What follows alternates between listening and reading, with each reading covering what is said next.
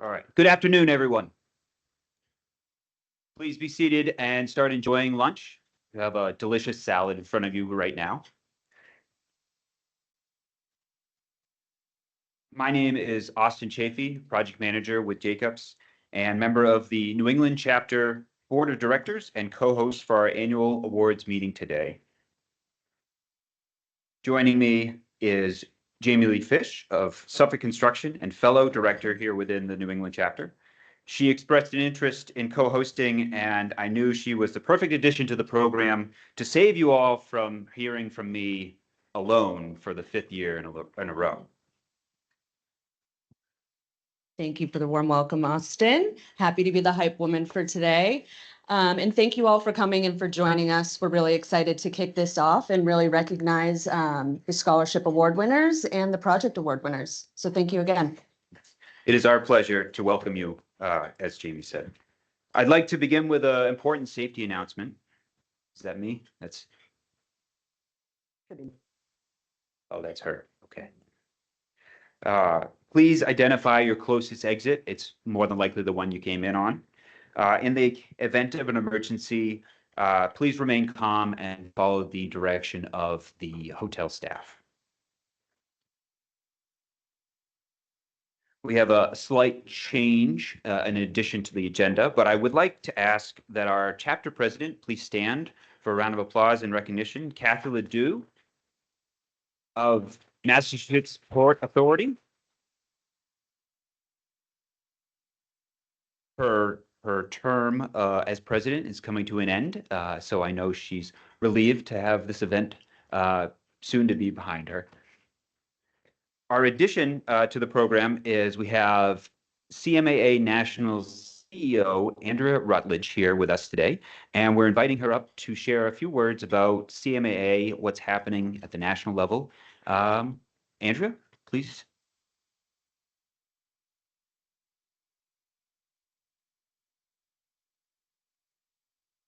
So good afternoon. Oops, try not to break the equipment. It's always a good rule. Good afternoon. It's my pleasure to be here with all of you today. It's always a great, I love having an excuse to come to Boston. It's always been one of my favorite cities.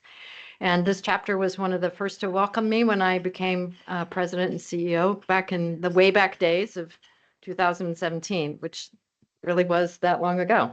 Anyway, again, I also want to thank Kathleen for including me and for inviting me to speak and yielding the mic. There are a couple of things that I want to share in addition to my congratulations to students receiving scholarships today and those of you here to celebrate excellence in projects and project delivery in New England. New England has a tremendous tradition. This chapter has a tremendous tradition of leadership at the national level. And when I started making the list of names, I realized that if I made a list of names, I would inevitably leave someone out. But one of those people is the late Mark Hasso, who led in this chapter and nationally for many years, and for whom now the National Educator of the Year Award is named. There are a couple of things that I need you to know. There are always 3 things that I want you to know about what's going on at CMAA. The first one is a really big number, 26,000. CMAA nationally and to a certain extent internationally now boasts over 26,000 members. That is a huge leap over the last 6 years, something for every chapter and every member to be really proud of. The second thing, how many people here in the room have a credential from CMCI, either CMIT, CCM, or CACM? Hands up high. Congratulations to all of you. You are part of a group of over 16,000 individuals who hold a credential from CMCI. We've seen remarkable growth over the last 5 years, and that growth continues this year. We've had the most applications per month ever starting in January. And the last thing that I want you to know is that CMA has been issuing a lot of publications. We've gotten much better at getting them out faster. So safety, cost, and one we're very proud of is on roles and responsibilities across delivery methods. So all of those are available in our bookstore, and I encourage you to take a look. Next, I have 3 things I'm going to ask you to do. The first is that June 13th is the deadline for submitting a Project Achievement Award for the National Awards Program.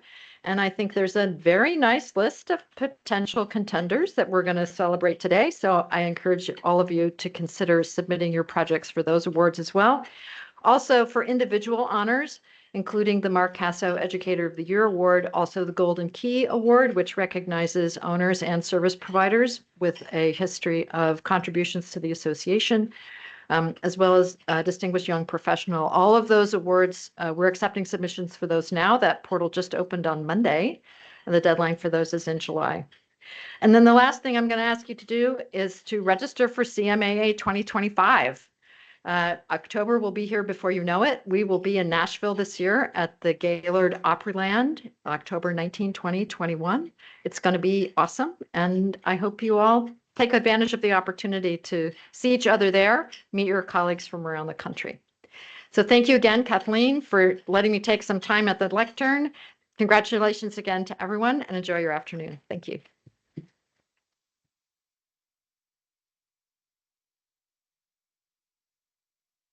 Thank you, Andrea. We have an excellent program here today, one that would not be possible without support of our sponsors. Our gold level sponsors include STV, Jacobs, Gilbane, WSP, JLL, and PMA Consultants. Timberline Construction, Kevel Enterprises, Massachusetts Port Authority, HDR, Stantec, and RENA. I knew I was going to get that wrong, Derek. I'm so sorry. At the silver level, we have Caminetti Consulting, Robinson Cole, Turner and Townsend Heery, and bronze level, we have Wentworth Institute of Technology. And finally, M&J Engineering is our awards program sponsor in addition to our annual awards. I hope that more of you in the room who are not already annual sponsors consider either becoming an annual sponsor or sponsoring with an ad in the booklet in future years. We continue to try to find new ways to promote our sponsors, whether it be in person at events such as today, or electronically via the website, email communications, and so on and so forth.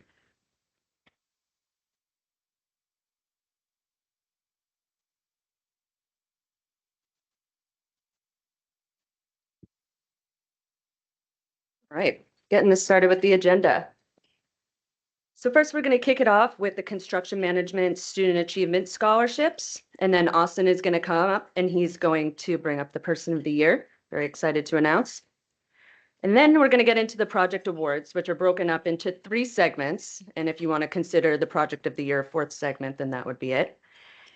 And then after that, we are going to roll into the Project of the Year. All of these are going to have some videos. And then we do have some featured speakers, which we're also very excited to bring up. And there's something new that we're going to be trying out here today. We're calling it the People's Choice Awards for Best Video. So at the end of each segment, how it's going to go is we're going to pause. There will be a QR code that will be shown right up here on the screen. It's also going to be in your booklet. So don't go jumping ahead and scanning that and voting too soon before you vote for the video, before you see them. After that, each one of the semifinalists from each segment will go into the final round, and there you'll see the live results here. So we'll announce the People's Choice Award for Best Video. And with that, we'll get it going. So I would love to invite up Sidal Aldegan King to come and introduce the scholarship awardees. So round of applause for Sidal.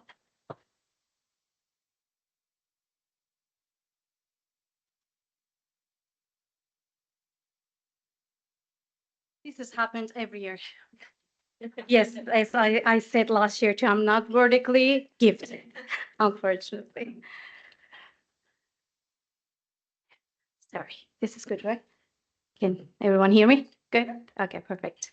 Good afternoon, everyone. For those I haven't had a chance to meet, my name is Sidal Aldegan King, and yes, I'm the chair of Scholarship Committee, which basically means I get to give away money, but only to people who truly deserve it.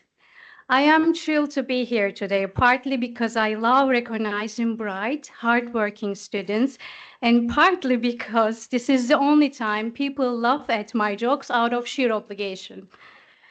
Let's talk about scholarship. Before we dive in, I wanted to extend a heartfelt thank you to all our sponsors. Thanks to your generosity, we are able to provide scholarship to some truly outstanding students pursuing degree in construction management. These are the future builders, planners, project savers in our industry. And let's be honest, they are the ones who one day make sure we don't trip over uneven sidewalks or get lost in the buildings with the terrible signage.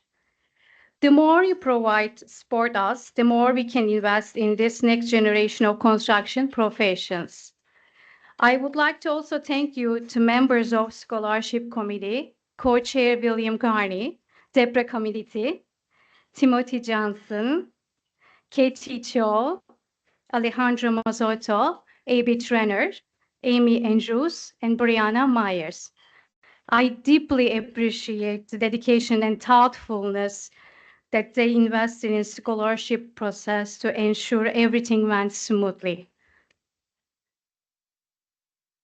Each year, we send our scholarship applications to every college and universities in New England offering construction management as a major undergraduate or graduate students, Our academic partners include Vanford Institute of Technology, Norwich University, Worcester Polytechnical Institute, Roger Williams University, University of Massachusetts, Fitchburg State University, Northeastern University, University of Maine, and Western New England University. This year, we have received 14 scholarship applications. 10 of them was from undergraduate students and 4 of them from graduate students. I always say selection process is tough every year. However, this year it was brutal. In the best way possible, of course. The applications were so strong, we briefly considered awarding ourselves a scholarship for surviving the decision-making progress. In the end, we were thrilled to award 6 outstanding students with 5,000 scholarship each. At this time, I would like to recognize our scholarship recipients. As I read your name, please stand. I kindly ask everyone, hold your applause until all the names have been read. This year's scholarship New England recipients are Amanda Rose King from Fitchburg State University, Eileen Rose from Roger Williams University, Emmanuel Amakwa from Worcester Polytechnical Institute, Jaden Torres, Roger Williams University, Matthew Favaso, Vanford Institute of Technology, Konstantinopolis Mustakis from Vanford Institute of Technology. Let's give a round of applause to this outstanding student. Thank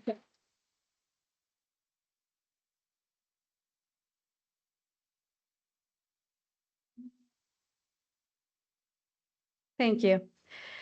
To our scholarship recipients, you have impressed us with your dedication, your talent, and your drive.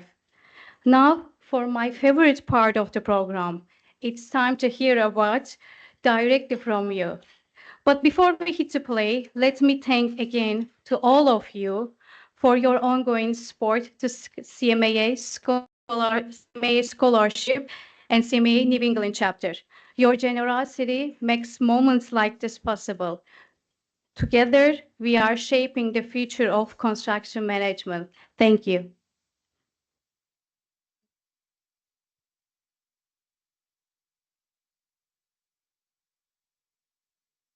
Well, we've had our first technical snafu with the camera.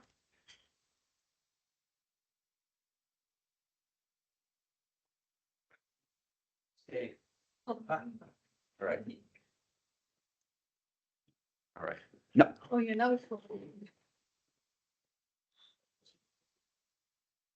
on. Stay. Austin, the camera does not like you. Does anybody got any tape real handy? No, no, Yeah, no. really.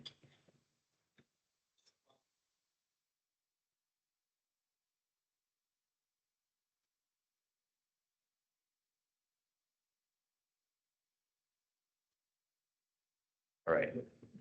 It's now stop. All right. All right. Got to be one thing if it's not another. I do have all the project videos correct this year.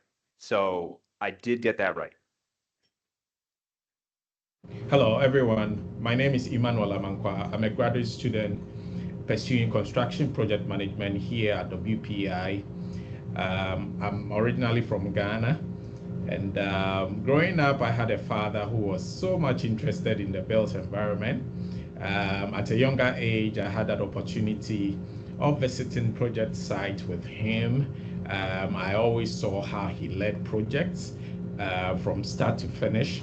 And all these processes that he went through to complete projects really whipped up the interest that I have in construction. My long-term goal is to be able to become also a construction project manager, to be able to lead teams, to be able to deliver innovative and impactful construction projects. I would also want to thank CMAA for their generous gesture. It means so much to me to be supported by an organization that has interest in construction. I am eager to continue learning, growing, and eventually giving back to this profession. Thank you so much.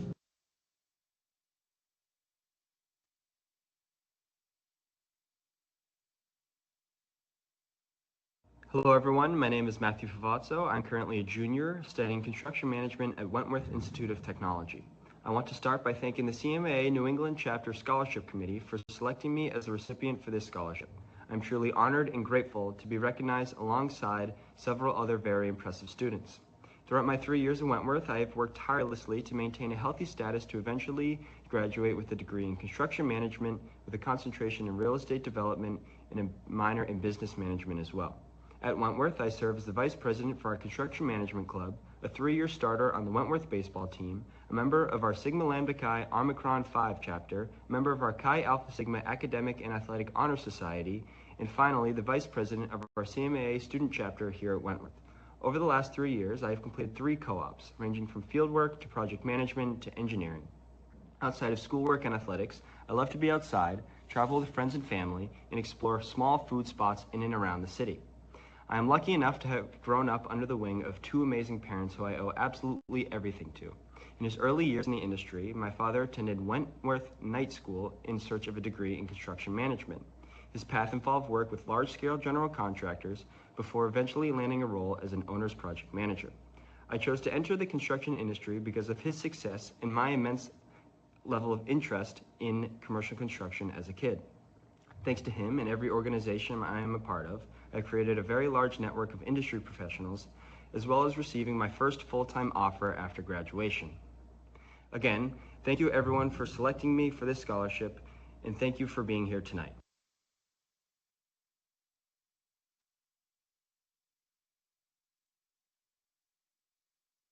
Hello, my name is Amanda King. I wanted to start this off with saying that I'm so very thankful to have been considered for the CMAA New England 2025 scholarship. I really want to thank everybody who has made this possible for me. So a little bit about me. My name is Amanda King. I'm a student here at Fitchburg State University. I'm part of the honors program, and I also have a job on campus as Fitchburg State's project assistant and engineering drafter. In this position, I support project management by coordinating schedules, maintaining documentation, and ensuring communication across teams. I also use AutoCAD to create layouts and floor plans for the campus. I live on a farm, King's Dairy. We have goats, sheep, cows, and horses. I love my horses very much. When I'm not at school or work, I'm always riding. I do barrel racing and eventing. I do 4-H. I'm part of the Middlesex Night Riders Club. I am also a cheerleader for Fitchburg State University. I started taking college classes when I was in high school, and that's really what opened up the construction management door for me. I always knew that I wanted to do something construction related. My whole family's blue collar, and I just love working with my hands. So I knew that this was the field for me. And once I started taking the classes, I just discovered construction management, and it was the perfect fit. Looking ahead, construction management is the perfect fit for me, as it allows me to blend my passion for building with my desire to solve complex challenges. My goal is to lead projects that not only meet the needs of today, but also pave the way for a more sustainable future. I'm excited to grow in this field and take on a leadership role where I can make a meaningful difference. Once again, I want to thank everybody who made this possible for me. Thank you.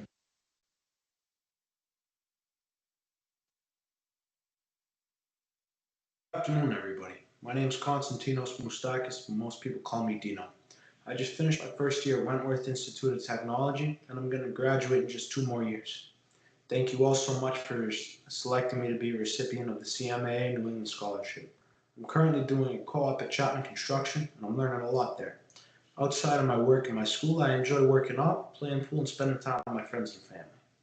Ever since I was a little kid, I've always loved construction. When I was around 15, I started working on a full renovation of a house in Medfield, Mass. I did mostly muscle work there, and I did whatever I could to help out the job and make it run more efficiently. While I was working, I watched my father take care of business. He had endless problems to solve, phone calls to make, and taking things to do every day. As I watched him, I knew I wanted to work in construction management like him. During my career, I want to spend it building the buildings that mean the most to me. I want to build homes and I want to build churches. If I spend my time and my days building something meaningful like a home or a church, I'm going to come home feeling fulfilled. My time spent working is going to be worth it to me at the end of every day because of the value that I'm going to help create, not just for myself, but for my society and my family as well. Again, thank you so much to the CMAA of New England. I'm truly honored to be recognized for my academic efforts by such a prestigious organization here. I'd like to thank my professor, Dr. Rashad Ravarma, for writing my recommendation, for my family for always having my back and bringing me to this point. Thank you all again. You all have a great rest of your day.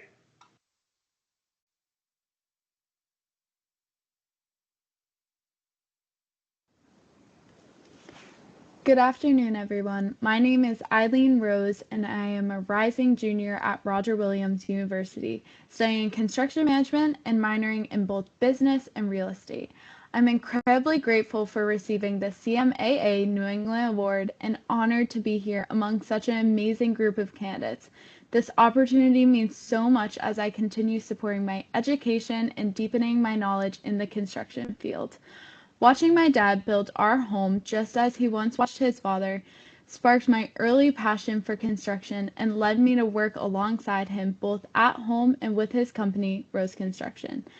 What excites me most about construction is the process of taking an idea from paper and through hard work and craftsmanship, transforming it into something tangible and meaningful. I find deep purpose in creating spaces that serve and inspire. My dad never had the opportunity to attend college, but he inspired me to pursue an education he never had. As one of 10 children, I have been lucky to grow up with my greatest inspiration, encouraging and supporting me every step of the way. Looking ahead, I am excited to see what the future holds in this blooming and ever-evolving field. Thank you again to the CMAA New England chapter and everyone involved in the selection process. I am proud to be a part of such a distinguished group and eager to continue my academic and professional journey. Thank you.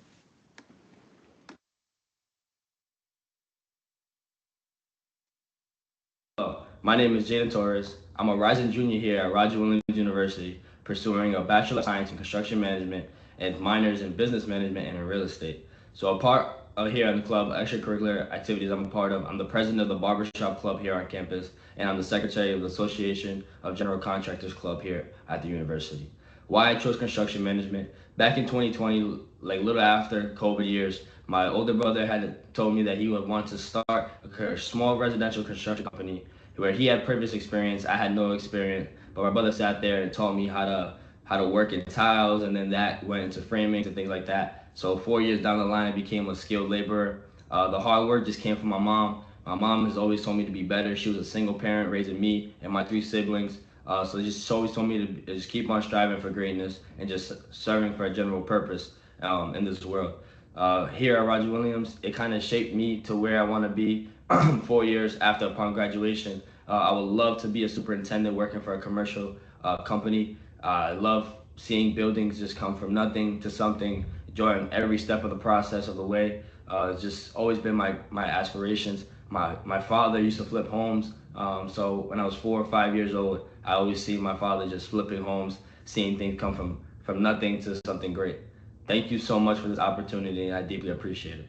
Bye.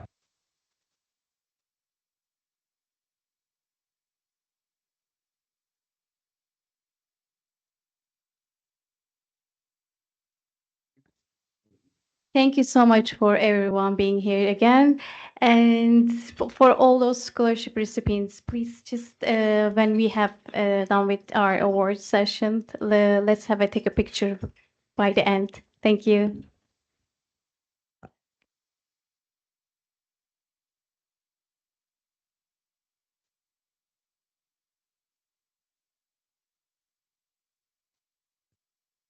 It is always wonderful to have our scholarship recipients present. I'd like to take a quick moment to mention the Mark Hasso Endowed Scholarship at Wentworth.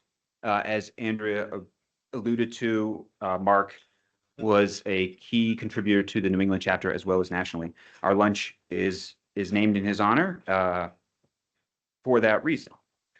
I'm very pleased every year to be able to remember his legacy during this event and when we get to acknowledge the Wentworth student in receipt of this award. Our scholarship was established 5 years ago, and a new recipient was named this year. I'll ask that Diego Salmarin please stand so we can join me in a round of applause.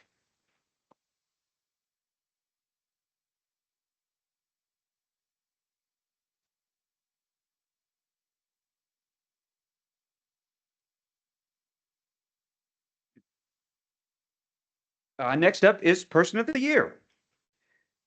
As a part of our yearly awards application, New England chapter asks for nominations for the Person of the Year.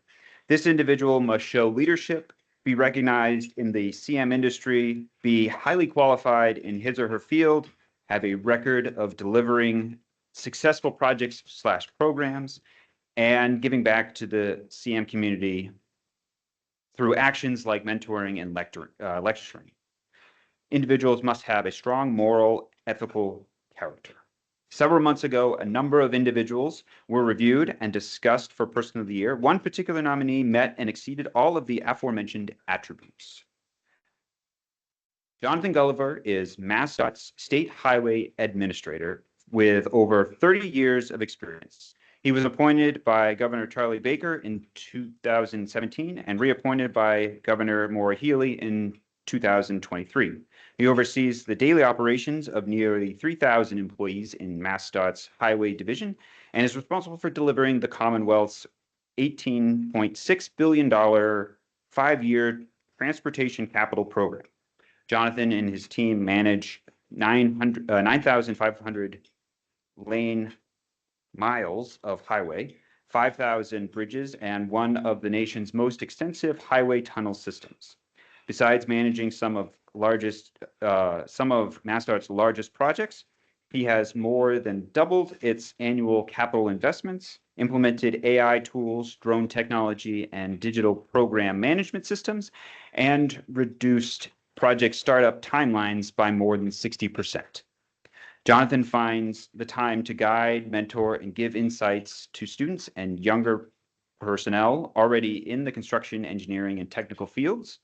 He has lectured at Wentworth, Northeastern, and WPI in their construction management and engineering programs, and advocates for MassDOT's Highway Core Curriculum, an internal classroom series for younger staff. Our chapter is pleased to present the 2025 Person of the Year Award to Jonathan Gulliver, State Highway Administrator. He is the voice and image of MassDOT. Congratulations.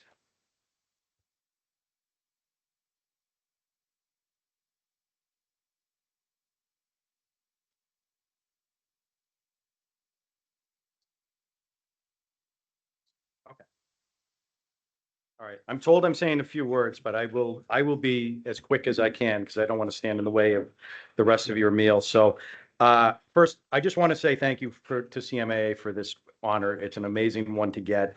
And I couldn't do it without so many of my friends and colleagues that are here today, but I'd be remiss if I didn't point out specifically my colleagues at the MassDOT table. They make this job easy for me.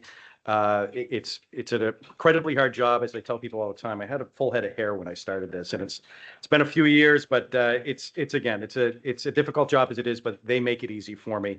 They come to work every day with new ideas and innovations, and it really is what drives our industry. And when I look at an award like this, it's not about one person. It really is about the industry as a whole and the work that we do together to really make the construction industry what it is. And seeing the award winners, scholarship winners, it's really humbling, again, to be included in that same crowd. And I'm going to take the opportunity while I have the podium to say to all of the scholarship winners, MassDOT is hiring. It's a great place to come to work. I know there's a lot of the folks here in the vertical construction world as well. Trust me, horizontal construction is where it's at. You're going to get to do a lot of different things, including build a few buildings now and then too. So really consider transportation, but honestly, consider public service. It's a really rewarding experience for any of you to get into, and it's one of the few places where you can actually be the owner. And as I tell people all the time, you can't do what we do on the public side anywhere else. So it's a great experience. I also, while I have the podium, real quickly want to talk about safety. Something that I know everybody in the room takes seriously. We, on a regular basis at MassDOT, push for highway safety, but I especially want to talk about worker safety. We had an opportunity yesterday to testify in front of the legislature about some really important initiatives that are going to improve worker safety for those of us that work on the highways. And, I really encourage all of you, if you have not checked them out, write to your legislator, talk to your legislator, make sure that they prioritize safety for everybody, not just the road users, but again, for the men and women who are doing the work every day. In closing, I'm really excited about the future of our industry as a whole. I know that all of us are well-funded right now and have a lot of work to do. And, I'm looking forward to continuing with all of you. And I want to thank you again, CMAA, for this incredible honor. Thank you.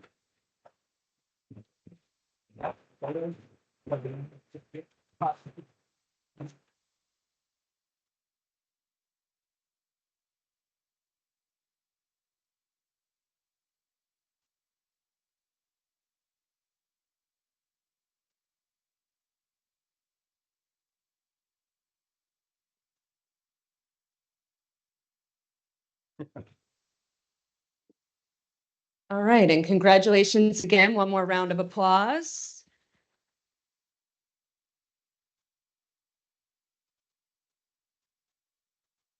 So now we're going to dive right into the Project Excellence Awards. We're going to announce all of the projects. What we're going to do is announce them, show a video, and then we'll do a round of applause and ask that project team to stand up. The first one for infrastructure, less than 10 million, Sandwich Boardwalk reconstruction, submitted by GEI Consultants. My name is Alan Pepin, waterfront practice lead here at GEI Consultants. I was the project manager for the town of Sandwich Boardwalk. The Sandwich Boardwalk extends approximately 1,200 feet and connects Boardwalk Road to Town Neck Beach. The boardwalk itself is comprised of 250 steel helical piles that are screwed down into the marsh, and they extend down approximately 30 to 40 feet. We encase those steel shafts with the timber facade and fill the inlets in between it with grout. The reason for that is not only durability, but to maintain the aesthetic look of the historic structure.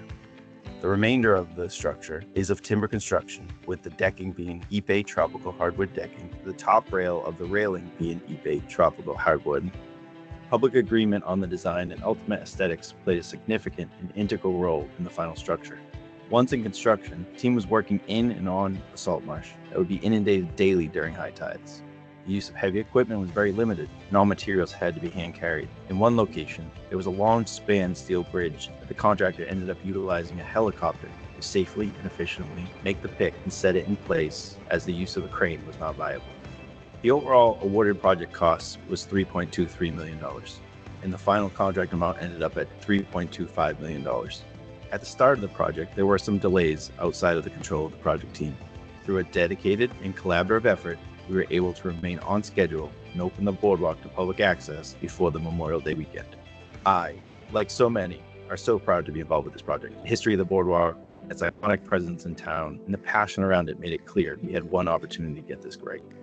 I'd like to thank the town of Sandwich, Bud Dunham, Heather Harper, Sam Jensen, Brenda Brides, and many others, as well as the team at ACK Marine and General Contracting, and the design and construction team members here at GEI who made this project a success.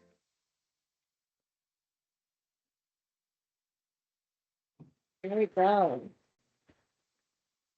And if GEI consultants wouldn't mind standing. There you go. Thank you all again. One more round of applause.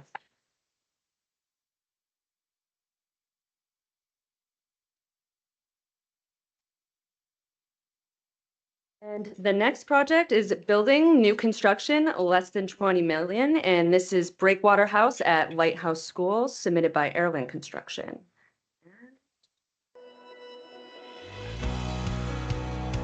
The newly constructed 23,000 square foot Breakwater House represents a major milestone for Lighthouse School, bringing its entire community together on one campus for the first time in years. This project was driven by the school's need for sufficient space at its Wellman Avenue campus to accommodate all students and staff, allowing them to end their lease at a separate facility across town. Breakwater House introduces a variety of purpose-built spaces, including an indoor play area, library, art room, nurse's office, teaching offices, and additional classrooms, each thoughtfully designed and constructed to support the school's mission of fostering total life development. The construction of Breakwater House presented complex challenges that required strategic planning and proactive problem solving. Situated next to sensitive wetlands in North Chelmsford, the site demanded careful environmental management from the outset. Rising groundwater levels, nearly 2 feet higher than initial site testing indicated, caused delays and required extensive ground improvements before foundations could be placed. Persistent flooding from heavy spring rains further complicated construction, submerging large portions of the site and necessitating continuous pumping, crushed stone stabilization, and just-in-time material deliveries to maintain progress. Working on an active school campus added another level of complexity, requiring careful coordination of deliveries, student drop-off and pickup schedules, and stringent safety measures to minimize disruption. With a 52-week lead time for the transformer, the project team had to innovate to stay on schedule. In collaboration with the electrical contractor, they designed and installed a custom 800-amp temporary power solution supplemented by rented generators. This set up powered equipment and appliances during construction and was transitioned to permanent power once the transformer was installed, ensuring uninterrupted progress and minimizing delays. We extend a sincere thank you to everyone who contributed their efforts and expertise, working together seamlessly to ensure the successful completion of this project, including our incredible trade partners, vendors, and consultant teams.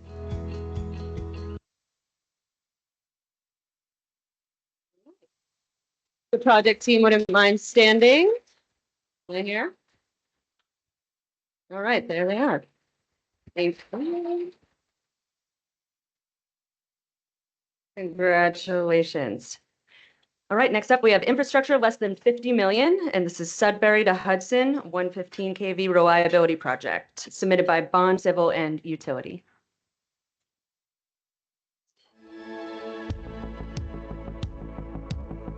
This was a collaborative effort between our client, Eversource Energy, Bond, Civil and Utility, ET&L, which was our major subcontractor on the project, and then other various subcontractors and vendors. Sudbury to Hudson reliability project followed a design bid build model and incorporated a 9-mile 115 kilovolt transmission line. 1.5 miles of that was within an active roadway in Hudson, Massachusetts. 7.5 miles of that was in a decommissioned MBTA right-of-way throughout Hudson and Sudbury, Massachusetts. The project had some specific challenges with regards to the fact that the right-of-way had not seen train traffic since World War II. There were several waterways that needed to be traversed, which required new bridges that challenged the project in terms of the logistics of actually getting the completed bridge to the location. The scope of work required vegetation, clearing, erosion and sediment control installation, rail and tire removals, site cuts and fills to allow for the installation of the duct bank, 28 splicing vaults, communication manholes, and 2 prefabricated bridges along with various site drainage related installations. There were environmental work restrictions on approximately 40% of the right-of-way. Black racer snakes, eastern box turtles, vernal pools, all environmentally protected. One of the innovations that we utilized on the project was a 3D survey tool that primarily focused on as-builting the existing conditions and how it related to the new infrastructure that we installed. As always, safety, quality, schedule, cost management were top priority for this project, the safety record coming well below the industry standard. With 207,000 hours of safe hours worked, we're very proud of the fact that we were able to maintain the schedule and the quality required for a project of this complexity. The project also received a 2023 Golden Spike Award from the Massachusetts Central Rail Trail Coalition. The project was also able to maintain a WB or DBE attainment of 25% of the contract value, which is a significant achievement. The finished product is ultimately an additional segment to the Massachusetts Central Rail Trail Coalition, servicing the local community.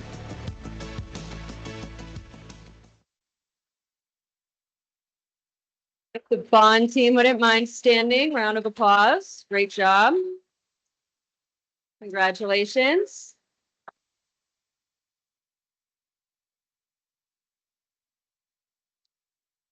Another one from bond building. We have building renovation less than 100 million. This is the Academic Success Center and building E renovation. Bunker Hill Community College is the largest and one of the most affordable community colleges in Massachusetts, serving over 16,000 students annually. To better support its diverse community, the college launched a $72 million transformation, its first new building in more than a decade, designed to modernize infrastructure, enhance student services, and create a more connected, future-ready campus. In partnership with DCAM, NBBJ, and Bond Building, the project brought together three major scopes: a full electrical infrastructure upgrade, a LEED certified silver academic edition, and renovations to an active academic wing, all completed while campus remained fully operational. Bond Building was brought on during schematic design to help guide the project approach and confirm efficiency in the design solutions. I don't think people realize how important that level of engagement can really inform outcomes and improve the design of a project, is you're engaging with the designers early on, testing ideas that are related directly to constructability, but ultimately enhance the overall impact of the project. One thing also, though, is that the completion date, the contractual completion date, it was not aligned with the school's calendar year. So it was very important that we be able to complete the project and turn it over for Bunker Hill to start their spring semesters for both parts of the project, the new building and the renovation. Because in the end, it was about creating a place where students feel supported, inspired, and truly connected. A home base for student success. The result is more than a building. It's a lasting investment in people, purpose, and possibility.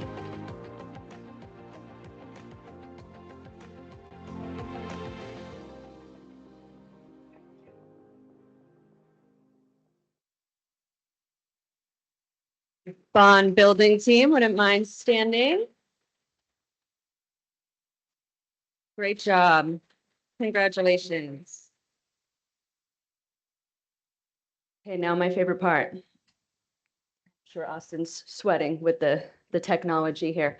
So if you want to go ahead and scan this QR code, you're going to vote for the best video that you just watched there. And whatever your definition of best video is. It is also in your program booklet. So you just have to flip to the segment 1 page of the booklet. So you don't have to worry about getting it off the screen. And completely anonymous. So I won't be telling anybody.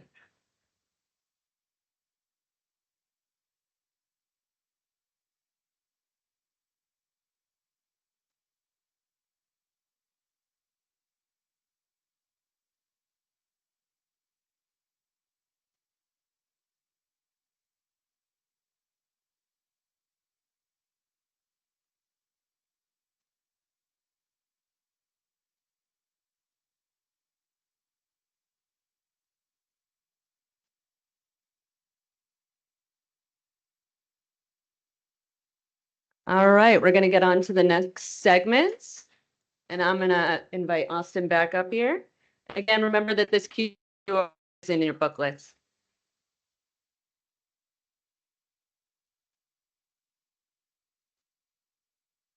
All right, so the results will be tallied and posted in a later slide, so everyone can sit in anticipation of that. But let's keep the party rolling. Segment 2 will also have 4 projects for your consideration. So now that you know and you have the feel for how the process is going to go, you know, you can take a more critical look at these ones. Our next category is building projects, new construction, less than $30 million. Milton Katz Sales Service Parts Facility, submitted by Bowden Construction.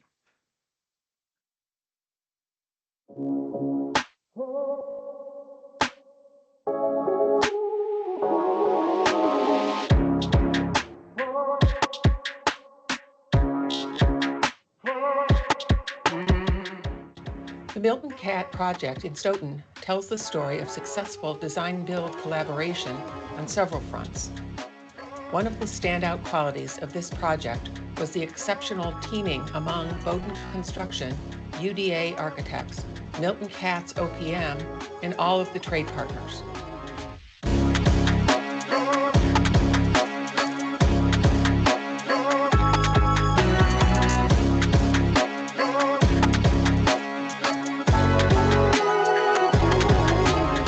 Together, the team overcame the significant challenge of the site itself.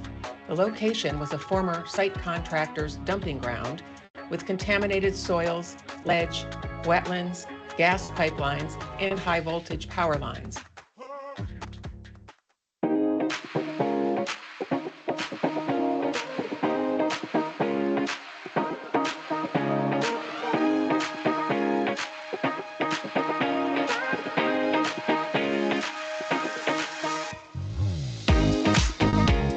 The other major challenge met by the team was the careful coordination required to install all of the complex Milton Cat vendor equipment that's necessary to run their facility properly and efficiently.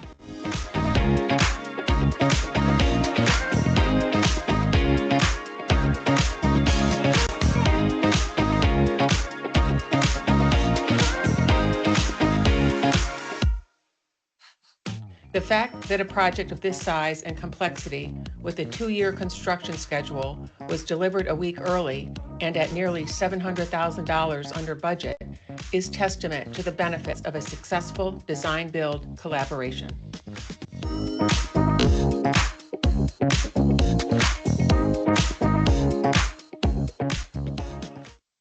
Congratulations to the project team. I think, yes.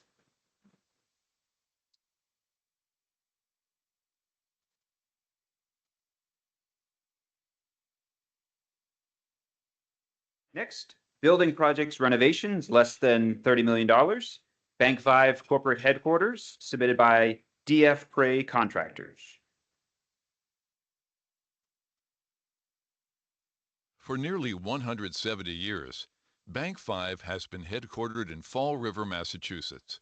Bank 5 first moved to 79 Main Street in 1912, with an expansion at 85 North Main Street in 1999, joining the two buildings. The transformation of this historic 120-plus-year-old corporate headquarters building, while maintaining history and embracing the future, has resulted in a modern, AI-driven headquarters for the community and patrons of Bank 5, and is an investment in the city of Fall River. Significant features include a new working cafe with open seating, an update to the facade that will seamlessly unify the historic existing building with the newer building, as well as the addition of 5 conference rooms and huddle spaces. The schedule for this project had its challenges, specifically expanded scope in nearly every area of the project. Without the open communication between DF Prey's leadership and Bank 5's board and management, this could have caused major delays. Transparent communication and daily dialogue helped keep the project on track, even with significant design changes and unforeseen conditions. This project presented numerous logistical and external challenges that could have significantly impacted the safety, schedule, and success of the project, specifically coordinating and creating a plan for a crane pick to maneuver a prefabricated staircase into place through a window opening. Additionally, significant investments are being made with the implementation of integrated technological solutions, including video collaboration rooms in all conference areas, huddle spaces, and training rooms. And the installation of a new video wall creates an inclusive and interactive banking experience for Bank 5 customers and staff. Congratulations to the Bank 5 corporate headquarters team.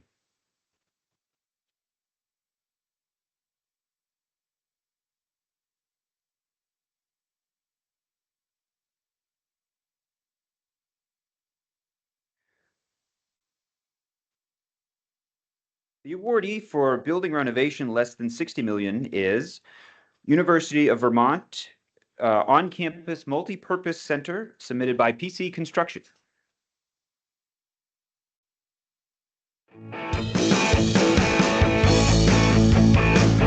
In 2019, the University of Vermont contracted with PC to complete renovations and additions to their existing athletics campus, including a new 3,000-seat sports arena. At the onset of COVID, the school halted the arena due to pandemic-driven uncertainty, despite PC having already completed the foundation. The project then took a hard pivot and adjusted scope to focus on extensive renovations, including a multi-purpose center, varsity locker rooms, and wellness facilities, along with a major upgrade to the half-century-old Division I hockey fieldhouse.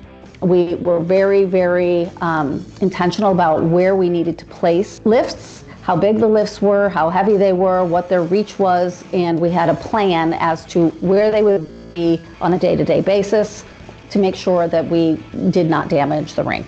Another big challenge was the age of the existing complex. Because there were few accurate as-built for the 1963 fieldhouse and the fact that several floor levels didn't conjoin properly, BIM and laser scanning were crucial. And the much-needed utility upgrades required creative problem solving. For example, relocation of the old outdated press box to the other side of the rink required high-grade electrical and internet lines to be routed along the underside of the barrel roof while the ice was in place. Division I sports programs continued adjacent to the job site throughout the entirety of the project. Despite the work touching 80% of the university's athletic campus, all events and programs were kept fully operational and uninterrupted, and the project continued smoothly thanks to the partnership between PC, UVM, and the design team. We're all local entities that care about the community, that want a robust business and academic culture, as well as the athletic culture in Burlington, and it was a group of people that really cared about the project. Although the work was hard bid, the complexity and the evolution of the scope required a collaborative partner, not a typical general contractor. And that's exactly how the PC team approached it, bringing the project to successful completion on time, under budget, and with 0 lost time accidents over more than 130,000 work hours. Congratulations to the University of Vermont Multi-Purpose Center. They're back there.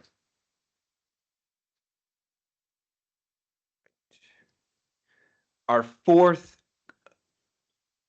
project for this segment, so this is the last one before we vote again. Building projects, new construction, greater than $100 million, is the Andover West Elementary and Shawsheen Preschool, submitted by PMA Consultants.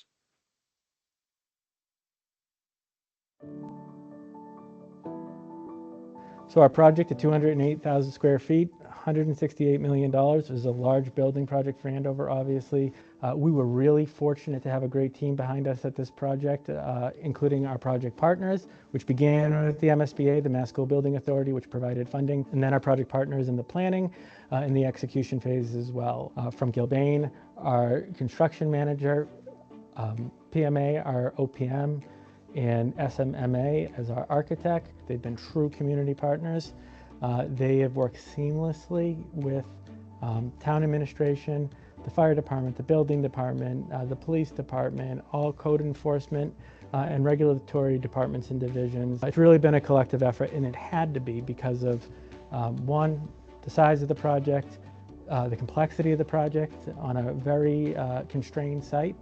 Our new building at one point was only 8 feet from our old building, and that required us all to be in lockstep. This is even more important when we're at CM at risk. The partnership has a certain strength that it has to hold at every step of the way, from the time in which you sign a contract to when you close out a project.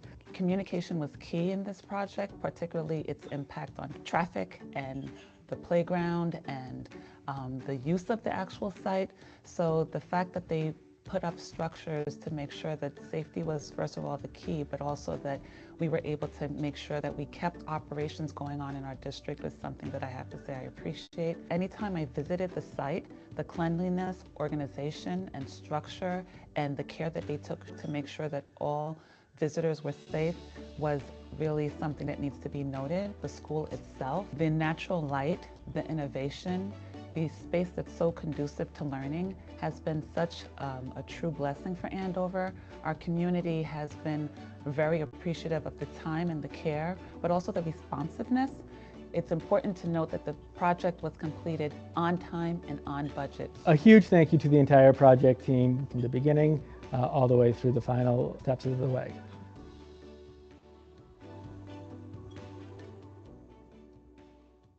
Congratulations to the West Elementary School team. We have 2 tables here.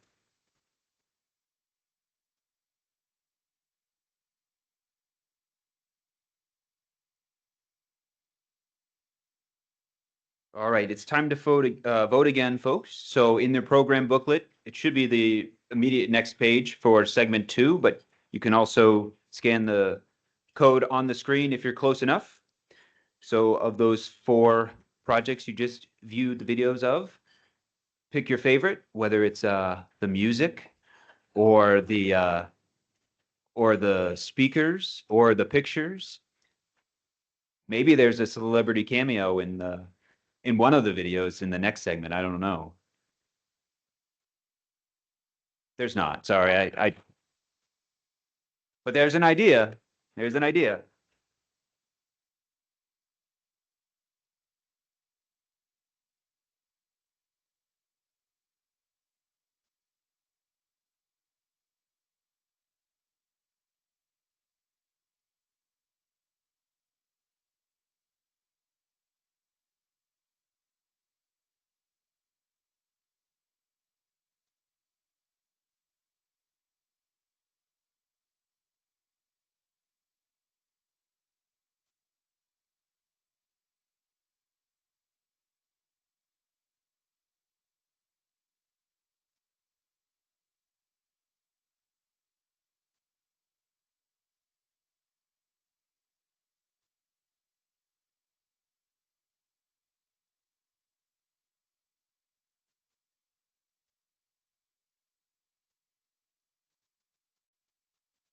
Okay, moving on to segment 3.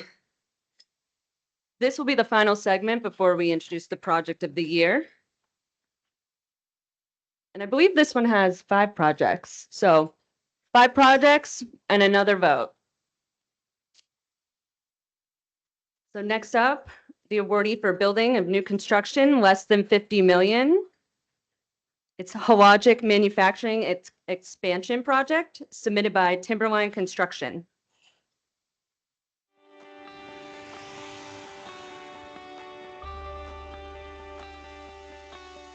Timberline constructed a 15,000 square foot new warehouse and shipping and receiving area. We also renovated 100,000 square foot of existing building where we completely upgraded 22 new RTUs, building power upgrade, all the new boilers, the heat pumps, as well as major electrical infrastructure. There was tons of obstacles. We started off with unsuitable soils, the first shovel we put in the ground. We found out that we had asbestos in every single drywall joint in 100,000 square feet. We had lead paint. We had structural concerns. We had things that were unforeseen. And so all of us, when we're doing a project this big, we have to work together. And that's exactly what we did. This project, we upgraded all of the mechanical and electrical equipment. The lead times for the electrical gear was over 50 weeks, and it's very challenging to complete a project when you only have 50 weeks to do it, and the gear's not coming until the end.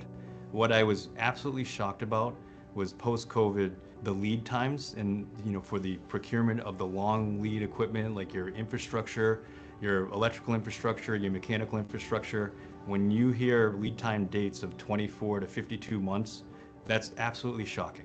We pre-purchased materials, we quick ship materials, and we also worked together with the design team and the client to figure out how we turned over the electrical on a phased approach. The acrobatics needed and the creative strategic thinking to get us where we needed to be, just thinking about it right now just kind of, puts shivers on my arms because it was something for us to get done. So whenever I complete a project that betters the community, it makes it more exciting, it makes it worth it. There was really no resource that was unturned to help us through this project, and it was all led by Jason and Timberline. The most creative and innovative process of this project was the design and the build, working together as a team to create the space and solve the issues of existing conditions and new conditions. This project was an award winner because of the results. When I look at the state-of-the-art facility that we have for our employees to perform research and development and manufacture our life-saving breast imaging products, that's a huge success for us.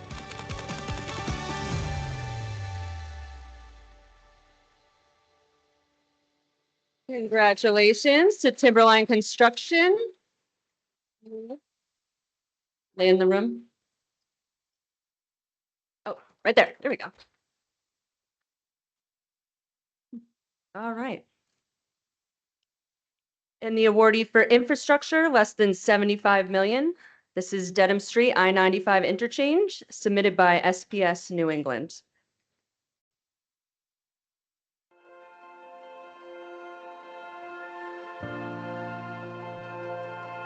On Canton Dedham I-95, SPS was the general contractor for MassDOT. MassDOT's engineer of record was Stantec and AECom.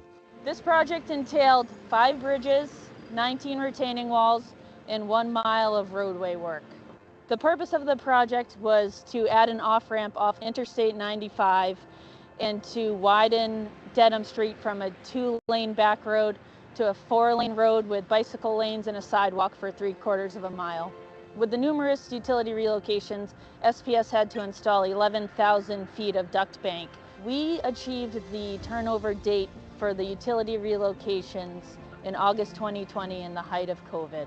We achieved the milestones by working overtime shifts, multiple shifts, and weekend shifts to achieve our deadline of opening the ramps and the full Dedham Street roadway by December 1st, 2023. One of the unique challenges of the project was the structural steel erection for Dedham Street over Interstate 95. Obviously, with a live interstate below, there was lots and lots of coordination between MassDOT, the state police, the local towns in order to stop traffic on Interstate 95 to erect the structural steel. There was open communication between my office and SPS's office. I spoke with Laura and the other project managers daily, and my folks in the field were in constant contact with the general contractors. Lane closures on the highway were at off-peak hours and at night when most of the work would take place over the highway.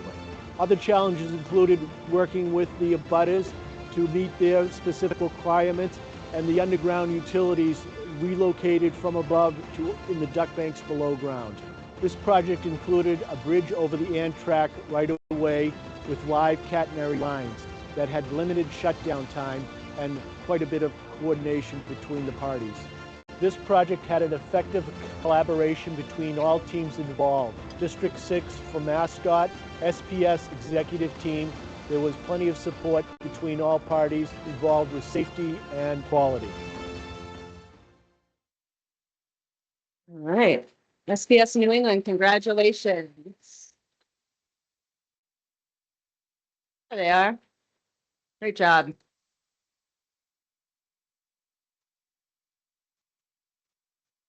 Up next, awardee for infrastructure greater than 75 million. We have the Mawasaka Edmondson International Bridge Replacement. Hopefully I didn't butcher that.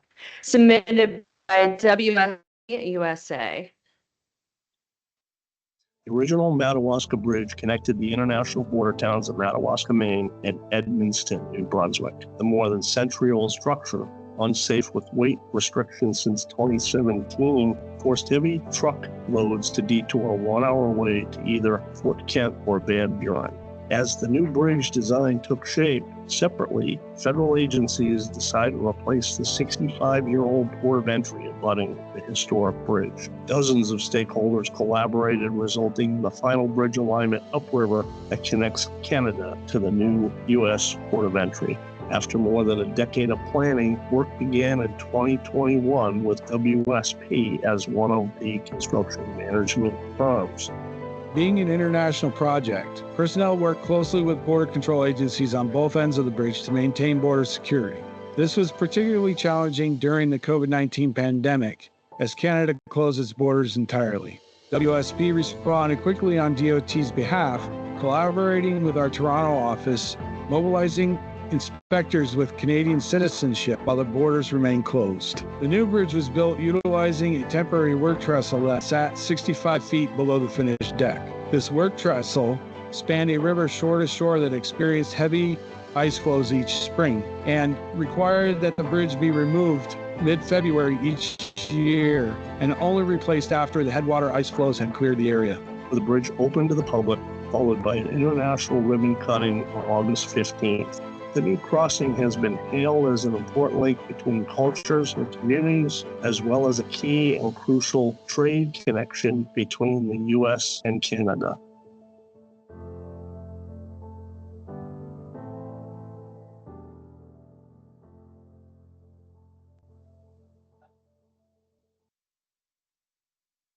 Great job to the team, WSP. Congratulations.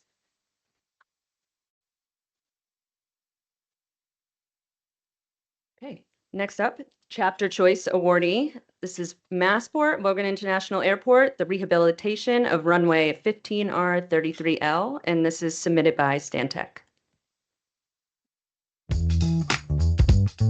The rehabilitation of runway 15 right, 33 left at Logan International Airport was a cooperative effort to enhance safety, efficiency, and sustainability of Logan Airport's longest runway.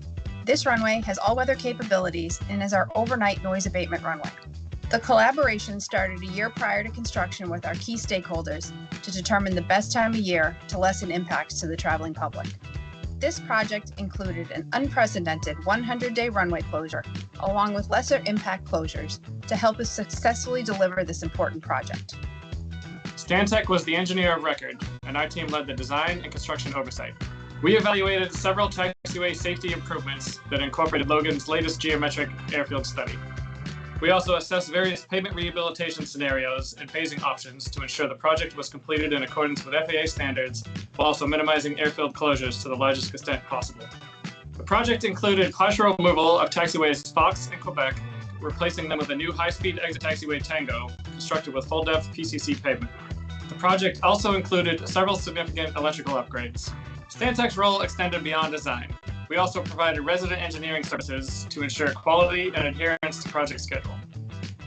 As general contractor, McCourt Construction was proud to complete the construction within the 100-day closure period and under the budgeted contract amount.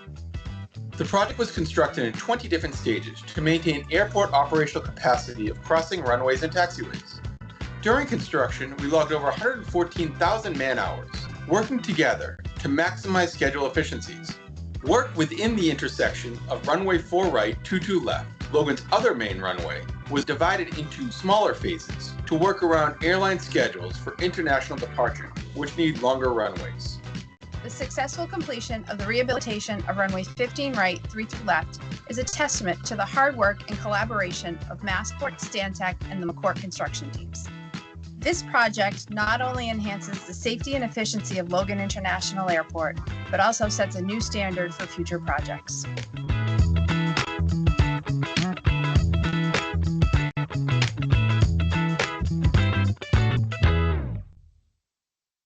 All right, congratulations. Stantec or anybody from the project team here?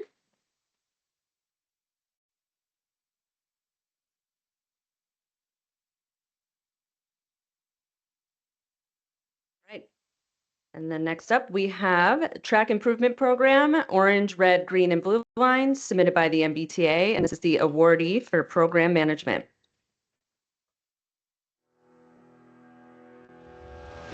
In November 2023, the MBTA introduced a bold new approach, our track improvement program. We made a promise: eliminate all 191 speed restrictions across the red, orange, blue, and green lines, and restore our tracks to a state of good repair by the end of 2024. To achieve this ambitious goal, our teams embarked on 19 targeted surges, strategically closing segments of the system for intense, focused work lasting from 4 to 24 days each. Over 221 days, we completed an unprecedented volume of track infrastructure improvements. Every action, every detail was aimed at providing faster, safer, and more reliable service. Behind these extraordinary results was a coordinated effort involving more than a dozen MBTA departments and our external partners. Our surges required seamless teamwork, often utilizing multiple contractors simultaneously. Facing the unique challenge of limited underground access, we collaborated with property owners, municipalities, and businesses, forging new entry points, traffic management solutions, and even deploying specialized crane plans to get the job done safely and swiftly. In December 2024, we completed our track improvement program on time and under budget. We didn't just keep our promise, we exceeded it, removing 226 speed restrictions, 35 more than initially planned. This means giving back more than 90 minutes per day to our riders, over 2.4 million minutes saved every weekday. And each day, nearly $1 million in economic benefits are returned to the communities we serve. In just 14 months, we completed 40 years worth of critical repair and modernization work. At the MBTA, we made a promise, and together, we delivered.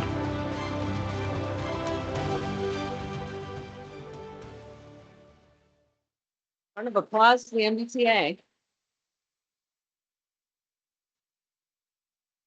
Where are they sitting? Right here? Great. Oh.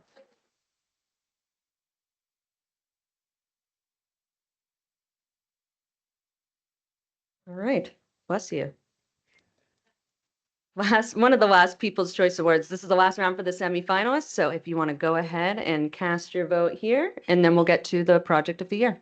And again, this is in your booklet.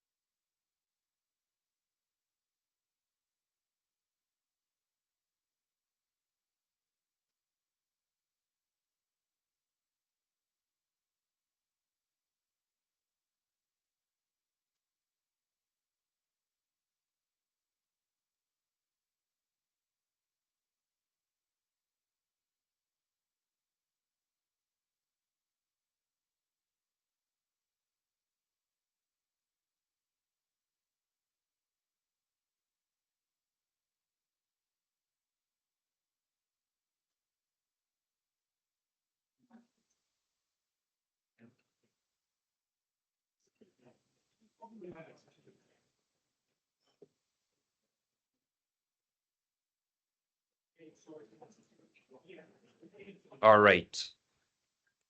Hopefully everybody got their vote in for the final segment, or the third segment, technically. Our final award of this afternoon, not counting the best video, which isn't an official award yet. We're just beta testing it.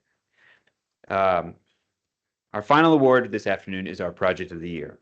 This project submission topped all the other submissions in the eyes of the awards committee for its logistical complexity, IPD contracting method, and overall planning sequence. Our 2025 project of the year is Boston Medical Center Yawkey 5 and 6 inpatient expansion, submitted by Walsh Brothers.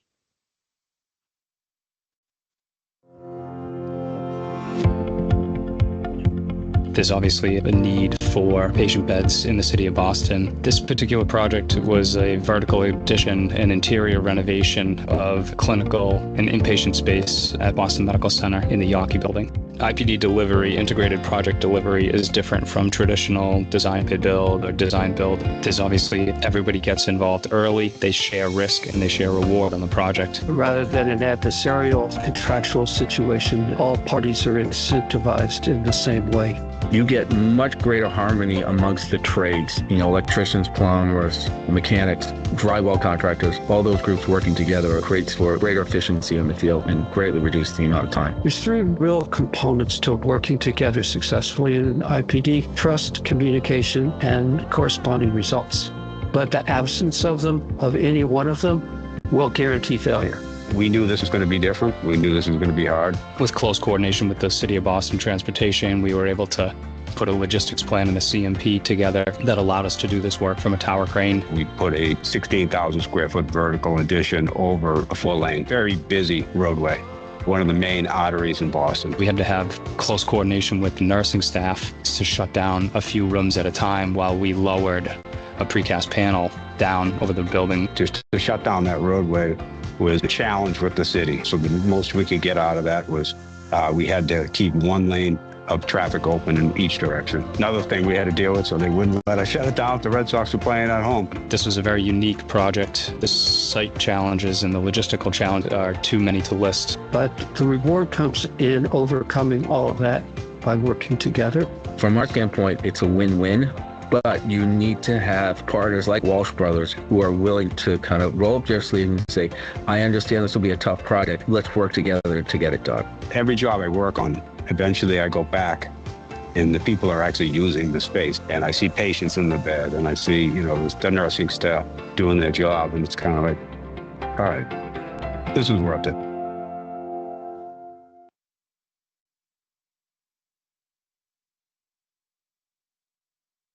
Congratulations to the project team. We have Walsh right here in the middle. Come on, stand up.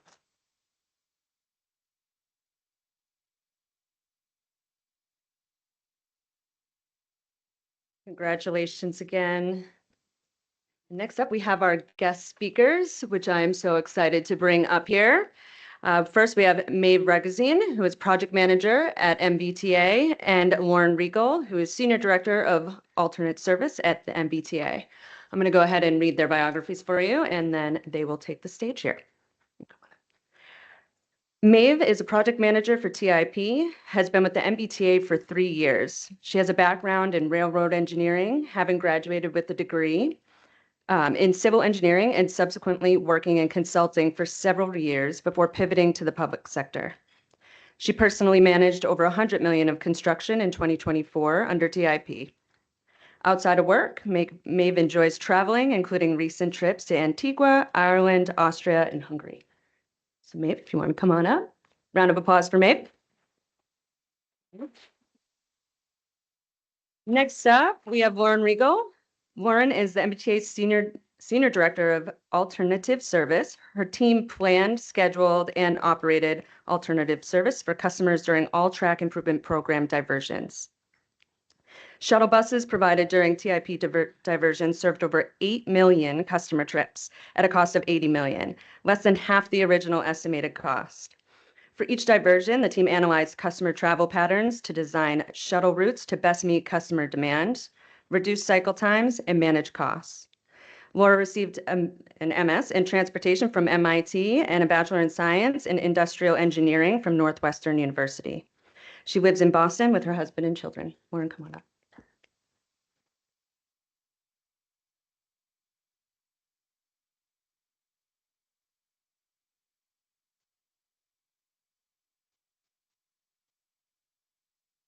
Hello, everyone. My name is Maeve Regazine, and I'll be presenting on behalf of the MBTA's Track Improvement Program as one of the 2 project managers who worked on the team. I'm going to start with talking about our team and give a project overview. Then I'll go over our contracts, our program schedule. After that, I wanted to take a little bit of time to highlight some specific challenges our team encountered last year and how we were able to overcome them. Then I'll hand it off to Laura, who will talk a little bit about our alternative service, and then finally go over our project outcomes. So various groups made up our team last year, and I wanted to take a minute to highlight some of them now. Firstly, HNTB, who is responsible for so much of our scoping, our plan development, and field services.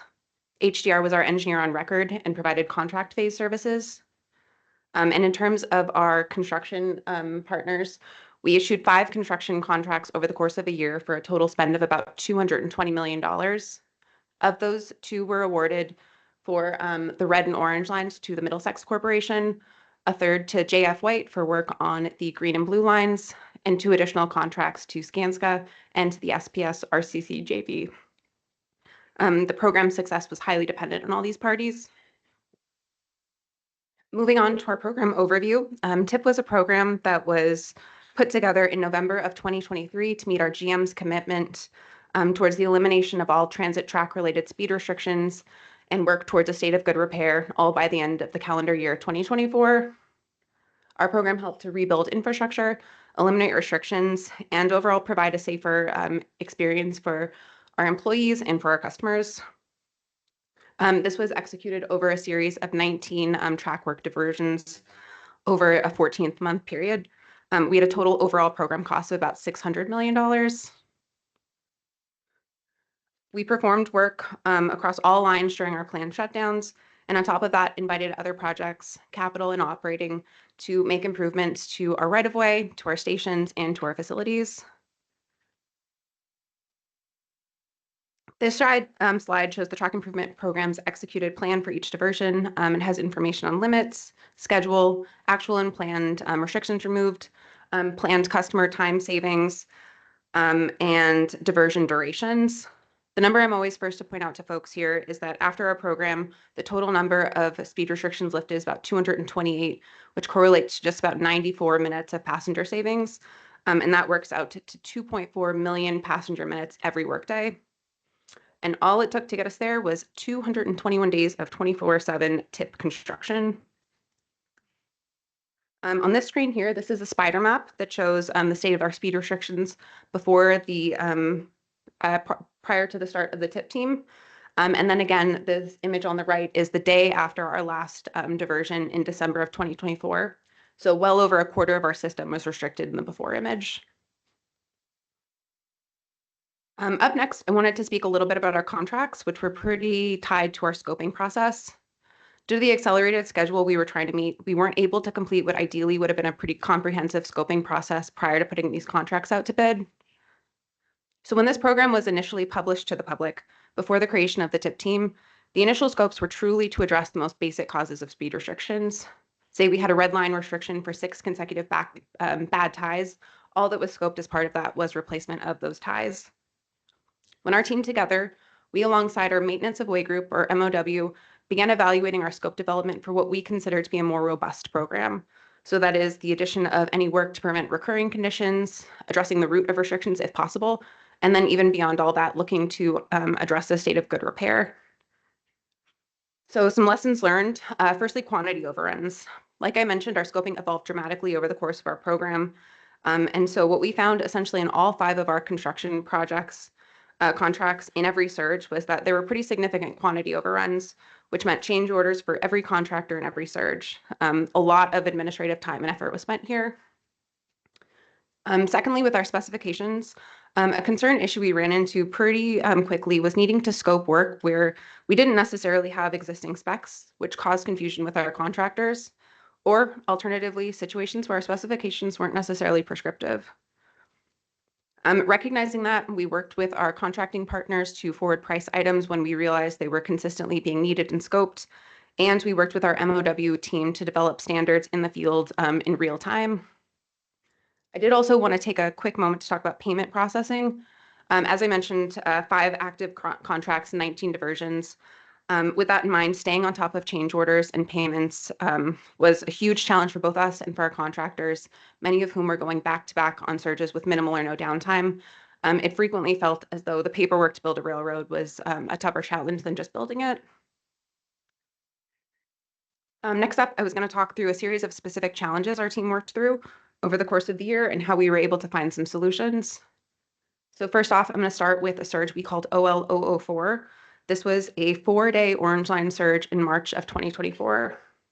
This was the first surge we performed on a non-legacy construction contract. We were pretty strictly adhering to the program, a framework that the MBTA had published in 2023 during the surge. when it came to dates, location, and access. What we pretty quickly found on this 4-day program was that with the time that we lose to mobilize and demobilize, this was a little bit less of a surge and more an extended weekend outage.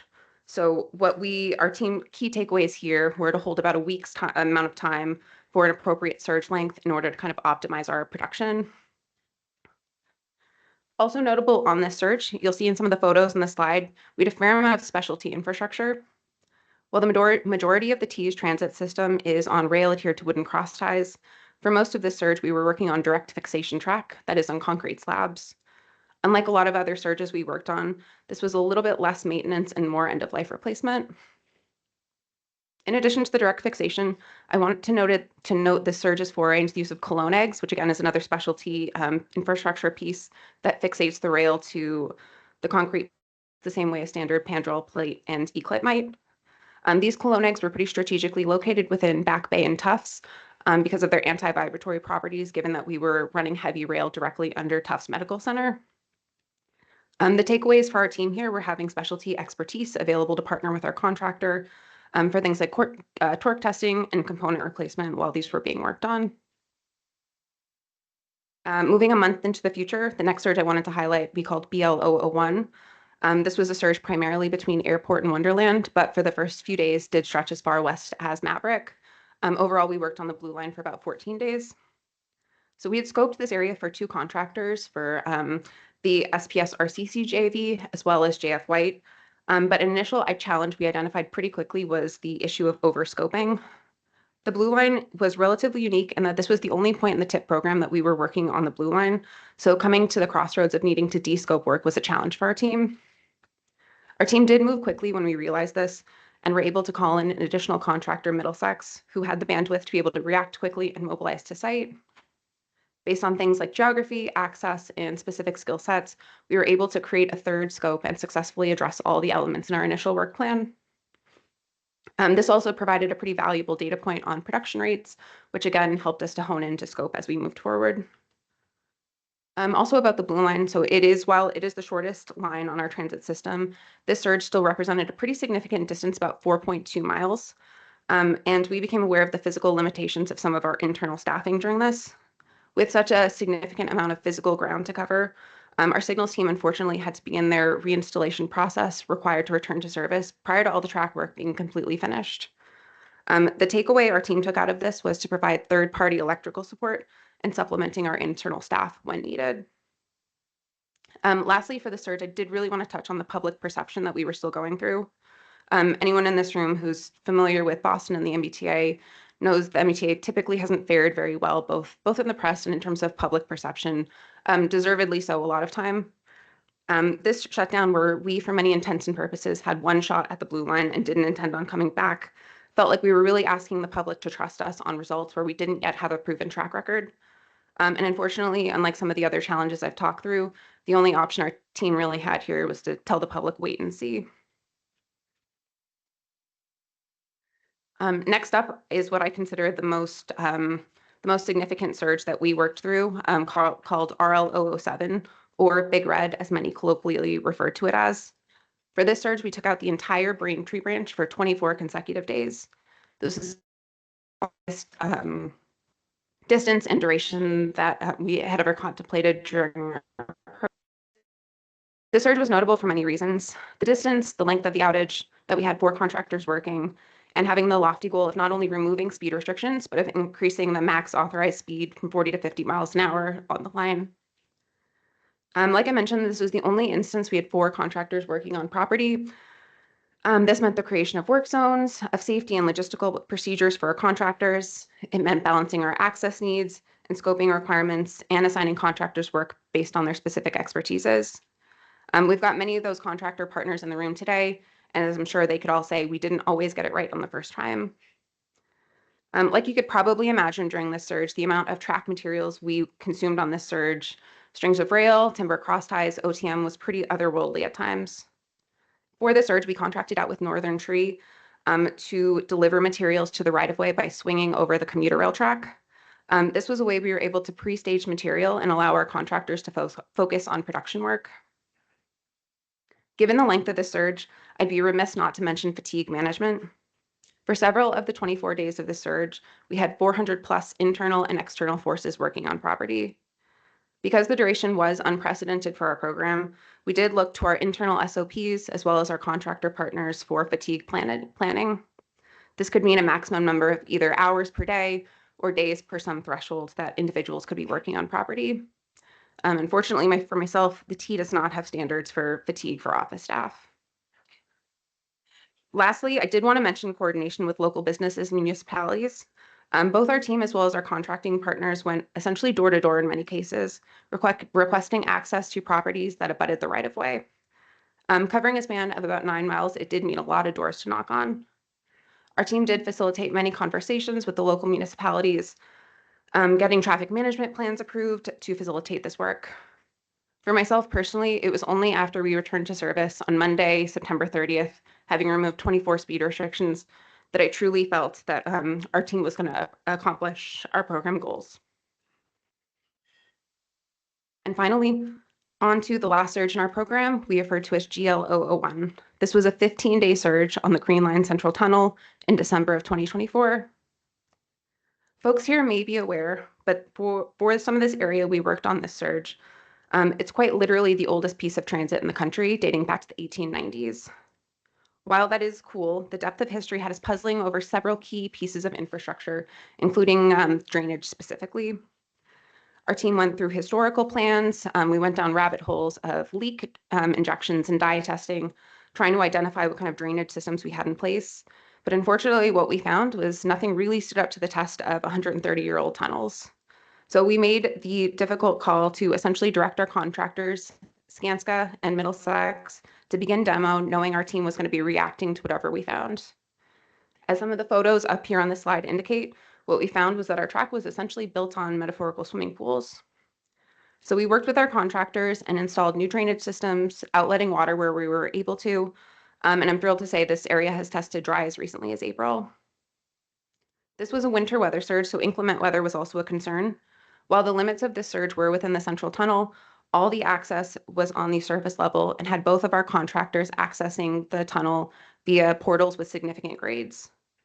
For this challenge, the way through it was partially luck and partially strategy. In terms of strategy, having our contractors pre-stage equipment helped minimize any safety incidents. And in terms of luck, it was actually only until day 15 of this 15-day surge where we had our first bout of bad weather. Nothing has ever made me feel as much like a Scrooge as walking upstairs to street level, having worked in a tunnel, seeing a winter wonderland of snow in front of me, and my first reaction was to start cursing. Going back to the history of these tunnels, though, it won't shock anyone here that our tunnel clearances didn't exactly make for an expansive work environment. A lot of equipment you typically see on track jobs, like production tampers, just did not fit within the confines of the central tunnel. And this meant we deployed specialty equipment like switch tampers, which objectively do introduce their own schedule concerns. I also have a photo up here that shows a pretty gnarly reverse curve that by most all track standards today either could not or would not be built. But in the case for this surge, when we scoped full depth track construction for both of our contractors, we essentially asked them to do just that. For this particular type of challenging geometry, we had our MOW staff on site full time to direct our contractors to adjust as needed. All these variables we tried to take into account with 13 months of a 14-month program behind us, but even on surge 19 out of 19, there were always unique challenges that our team was prepared to react to. If there's one thing I can chalk the success of our program up to, it's the strength and resiliency of our team in addressing these types of situations. Oops. And with that, I'll turn the next slide over to Laura Riegel, who will talk through our alternative service.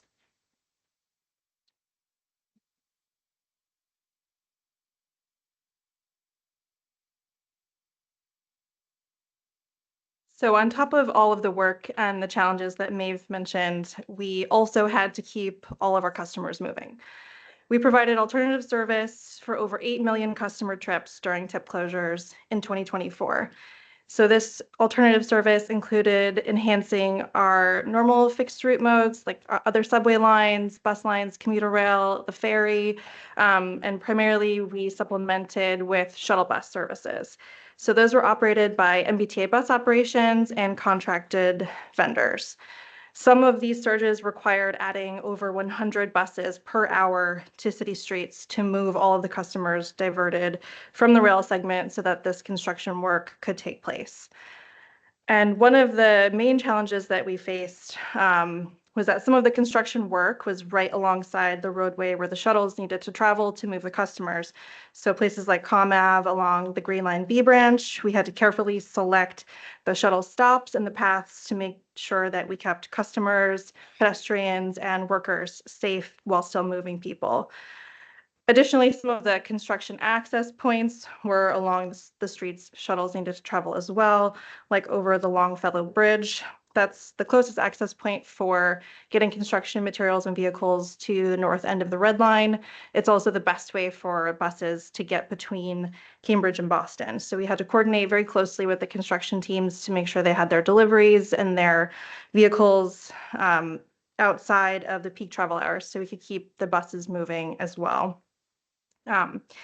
But probably the biggest challenge for my team was that we were trying to move buses, move the volume of people that are typically served by a high capacity rail network with buses on city streets in Boston, which I'm sure you all know are very narrow and have a lot of curves and aren't really built for large bus travel in most cases.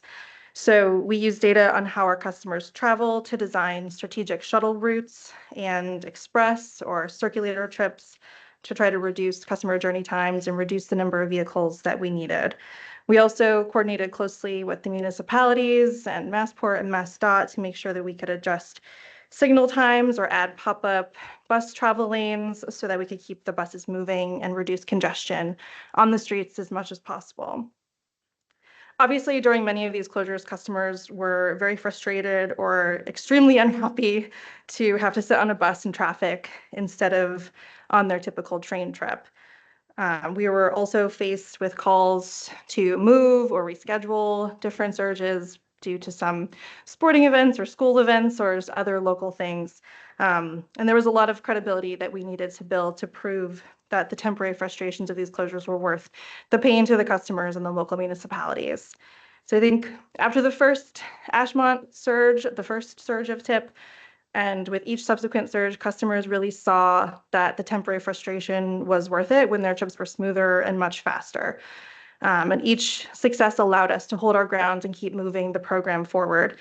And one of the biggest testaments of this was after Big Red that Maeve discussed, we had Orange Line customers begging us to come to them next, which we did. So as mentioned, this program returned 2.4 million minutes on average collectively to riders every weekday due to the removal of these speed restrictions.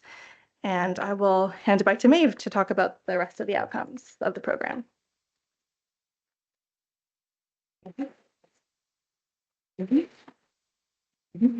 Thanks, Laura. So that takes us through a lot of the meat of the program and onto some of our overall metrics here. As you can see here, by most all quantifiable metrics, not least of which is dollars spent, we well exceeded any of our initial plans for work performed. I did want to specifically note the quantity of rail we installed because that's one that always impresses me. Over 250,000 feet of rail. And if anyone's got a calculator handy, that works out to just over 47 miles. My other favorite one, again, that we keep coming back to is the time savings. This indirectly plays a role in improved service, not only by a significant reduction in passenger travel time, but also of more scheduled service and reduced headways, overall providing a better service to the traveling public. At the end of the day, the MBTA's primary function is to transport passengers. So the translation of our work performed into better service, I think, is the ultimate expression of our program. And lastly, I did want to note a couple of metrics that were quite surprising, even to me, having worked on the program, regarding the efficacy of surges. First is that in our 14th month program, we accomplished more than 4 years of maintenance by providing the access and the forces needed. And the other one I wanted to bring up is that what we found is that one single day of surge production was the equivalent to about 3 months of limited window work on nights and weekends. And I think both those two things go to show that our program was truly needed in order to get the MBTA to where it is today. For their time and attention today. I'd like to thank CMAA New England for recognizing our project and all the people in this room who helped make that happen. Thank you.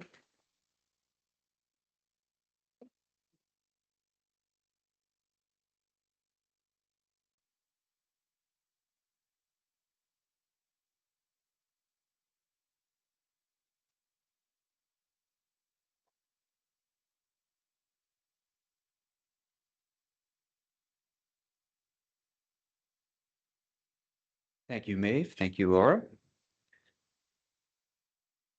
I am sure that most of us in the room agree that a 20-minute presentation is not nearly enough to dive into the intricacies and the challenges and the successes of a program of this magnitude. So I congratulate you just on that fact of sharing with us what you could. All right. So we're now at the point in time where we're going to reveal some results.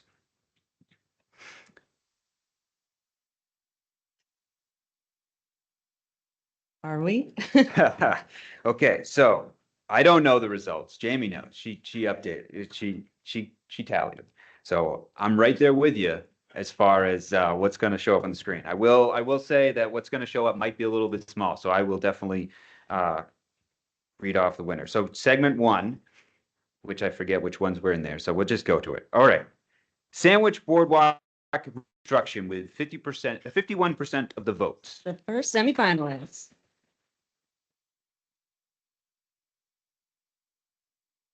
All right. Yeah, I guess I didn't. Did I do enough of a build up there? Or okay. He was hesitant. He didn't think the results were going to show up. Yeah. A little concerned. All right. So segment 2, the next 4 projects. The winner of this semifinal is UVM On-Campus Multipurpose Center.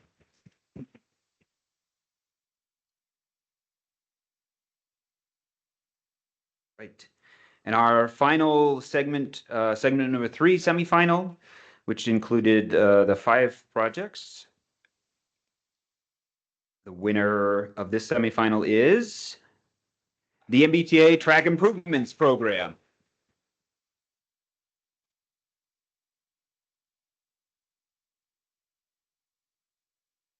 Those are just semifinalist winners. Yeah. So All right. now to get to the big vote. Yeah. So our final showdown is set between those 3 segment winners. So that's Sandwich Boardwalk and what was the middle one?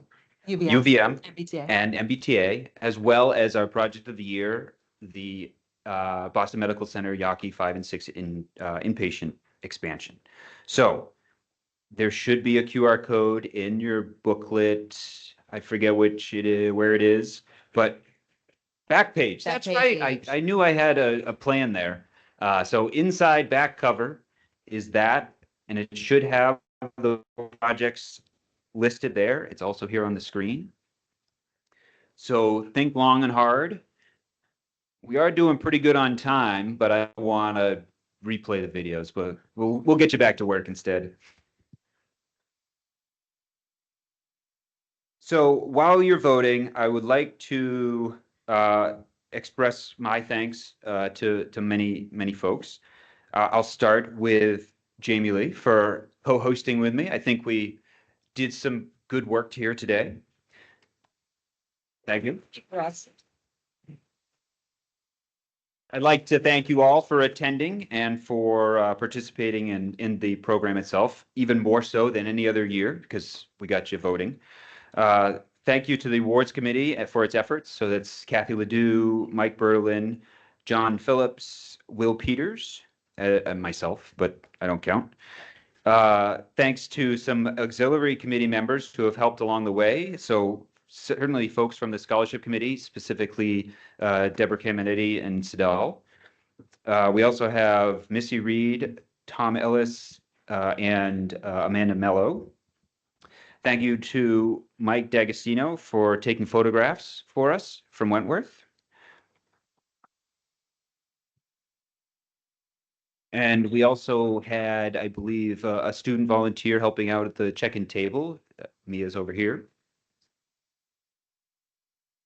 So Bond Building developed the program booklet. So we were, yes, Jenna is up here. Worked closely with her to get that put together. And I also like to thank WSP for the name tags, coordinating getting the name tags printed and alphabetized at the table outside. That was quite an effort I ran away from. I wanted nothing to do with that. Yeah. The name tags, all right, while I have your undivided attention, you can drop the name tags off on your way out. There's going to be a box because we'll reuse the sleeves, we'll recycle the paper. If I catch you in the parking lot, I'm going to give you grief about it. That happened last year. I don't know if that person's here today, but I walked right up to him. It's like, what are you doing with your name tag still? All right. Are we good? We're good. Yeah. Thank you, Austin. Big round of applause. Past 5 years, total bet. I had to get up here and help him out. So thank you all. And you can go to Yes. this slide. So I wanted to make sure we made it through the program before I announce what the winner of Best Video gets. We have a bottle of champagne for you. I don't know that you should open it here, but take it back to your office and have it with your project team in some capacity. So for the project team, we'll meet you at your table. So with that, and we'll get it to you. So the winner of People's Choice Award, Best Video, did not work. It didn't work. But I know who it is. We're not going to spoil it. I would just refresh it. Refresh what? You want to go backwards or? X and refresh. The best build-up we've ever had. Click. Oh, that's what you mean, refresh. Got it. Refresh means refresh. All right. And now to start from the beginning again. Start the program all over. The winner is the MBTA Track Improvement Program.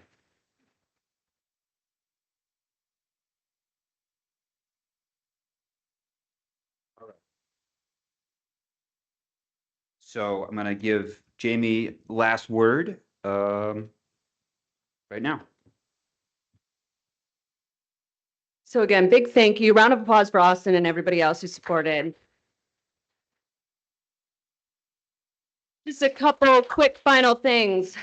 There is another QR code, but you don't have to scan it now.